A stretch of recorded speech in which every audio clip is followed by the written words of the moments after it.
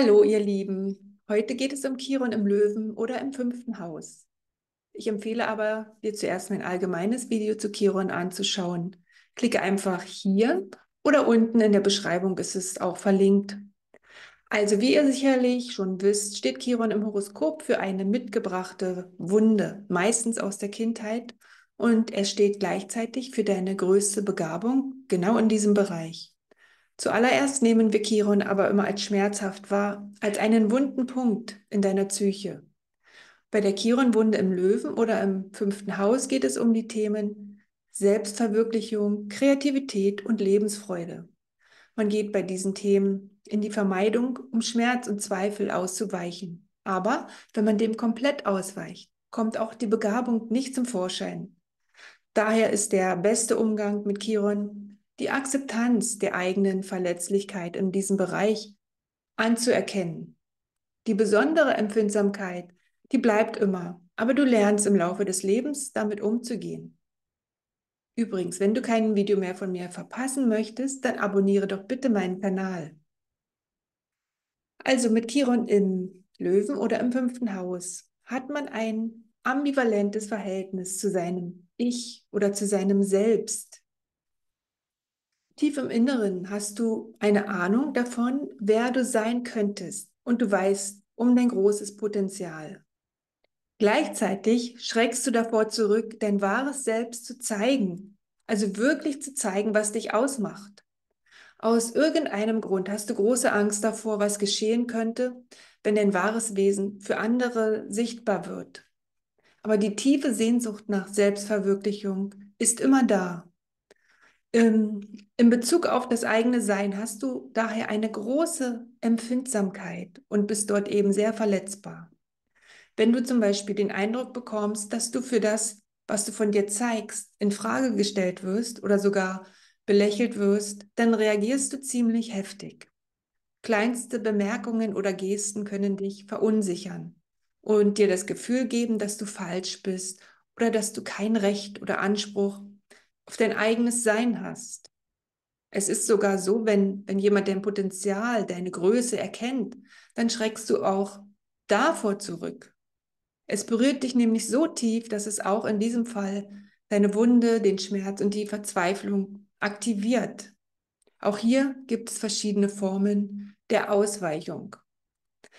Eine davon ist, dass du dich an dem orientierst, was die Umgebung von dir erwartet. So baust du aber ein falsches Selbstbild auf, welches dir aber einen gewissen Schutz verleiht. Aber im Inneren bleibt immer ein Gefühl der Unzufriedenheit.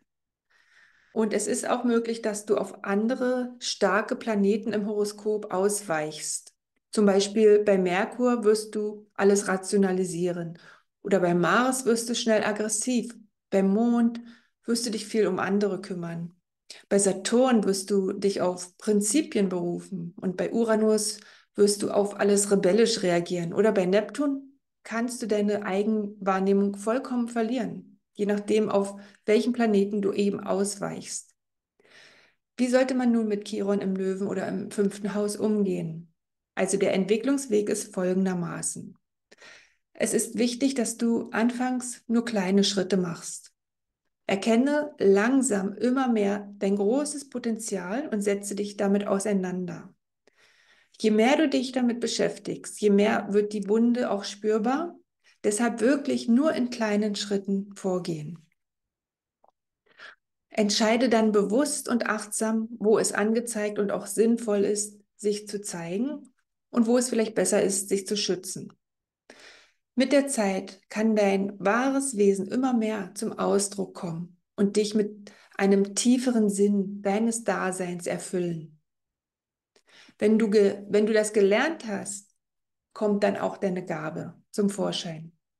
Und zwar hast du die Gabe, andere auf ihrem Weg zur Selbstverwirklichung zu begleiten und anzuleiten. Du schaffst es, andere zu ermutigen, ihr volles Potenzial zu entfalten, sich selbst darzustellen und ihre Kreativität auszuleben. Du gibst dadurch auch viel Lebensfreude weiter. Und auch hast du psychologische Fähigkeiten, die eine heilende Wirkung haben.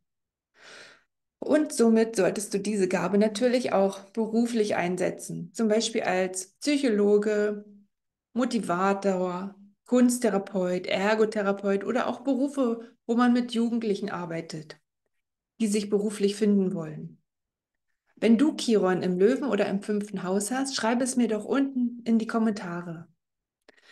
Also Chiron wird im Leben immer besonders wichtig, wenn er persönliche Planeten im Transit aktiviert. Aber die allerwichtigste Lebensphase ist die sogenannte Chiron-Rückkehr.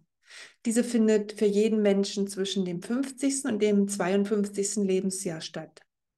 In dieser Zeit wird das Chiron-Thema in deinem Horoskop nochmal stärker aktiviert, damit du nun wirklich heilen kannst und somit auch zu Weisheit gelangst. Natürlich wird man dann nochmal stark mit den dazugehörigen Ängsten und Zweifeln konfrontiert.